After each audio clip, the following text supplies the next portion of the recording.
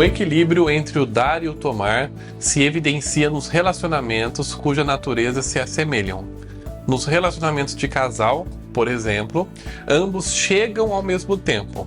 Portanto, não há precedência e hierarquia entre os membros da relação. São equiparados, já que iniciam juntos no relacionamento. Outro exemplo de relacionamento cuja natureza se assemelha e, portanto, não existe hierarquia são as amizades. A lei do equilíbrio entre o dar e o tomar nos mostra que um relacionamento saudável existe quando se estabelece entre as partes uma troca equilibrada. Isso quer dizer que ambos oferecem e também recebem. Uma imagem para ilustrar isso seria um casal dançando tango. Existe um balanço em que, quando o homem caminha para frente, a mulher dá passos para trás.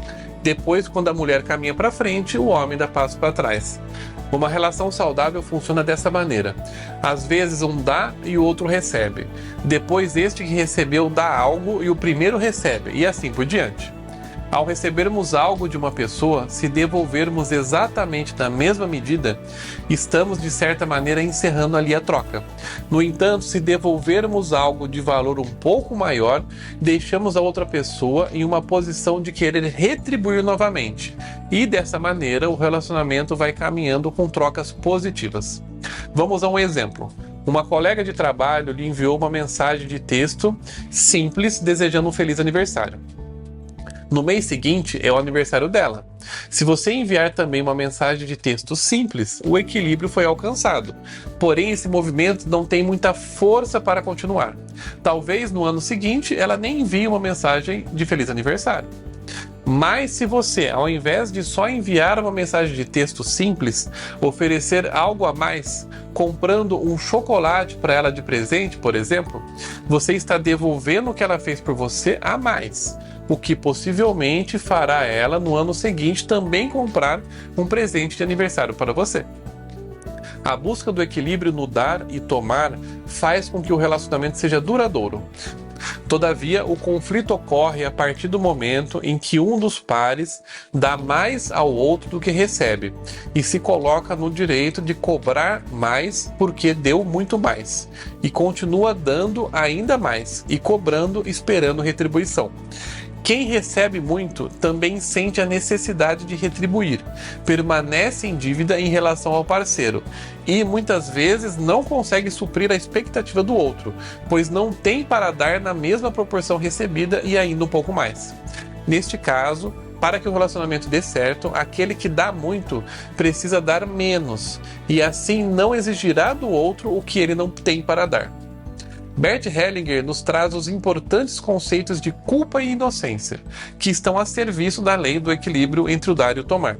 A culpa surge quando recebemos algo dos outros.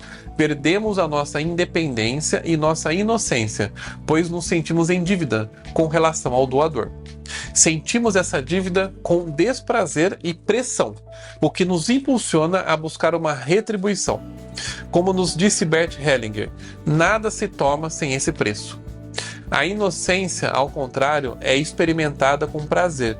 Ela surge quando damos algo sem ter recebido ou quando damos mais do que recebemos. Sentimos essa inocência como uma possibilidade de reivindicação. Existem outros tipos de relação que são estabelecidas entre pessoas de níveis muito diferentes, de tal forma ao equilíbrio não ser possível.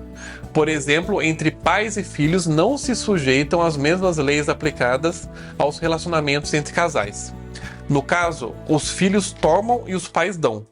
Não há e nunca haverá equilíbrio no dar e tomar na relação entre pais e filhos. Independentemente das circunstâncias, sejam elas materiais, emocionais ou comportamentais, favoráveis ou desfavoráveis, os pais dão a vida aos seus filhos e os filhos nunca poderão retribuir aos próprios pais o mesmo dom da vida que receberam deles. Primeiramente, os filhos, no lugar de filhos, no lugar de pequenos, precisam tomar seus pais como pais, ou seja, tomam a vida que receberam dos seus pais e posteriormente recebem tudo que advém como acréscimo dessa relação.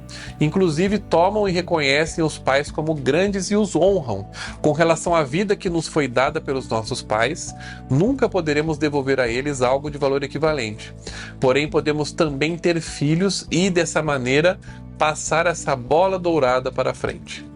Entre os irmãos, o dar e o tomar segue a precedência, ou seja, o primogênito dá ao segundo e aos demais, e o segundo toma do irmão mais velho e dá para os demais, e assim sucessivamente. Na relação entre irmãos, a ordem está em o primogênito sempre dar mais e o caçula receber mais.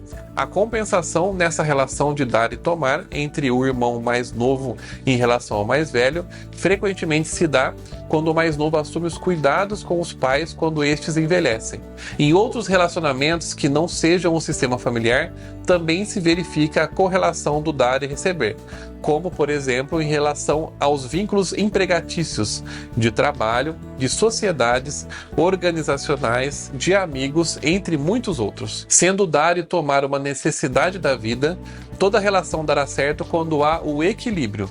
Por isso, nas empresas é de suma importância a participação nos lucros e sua distribuição a todos que contribuíram e desempenharam seus respectivos papéis com afinco e responsabilidade.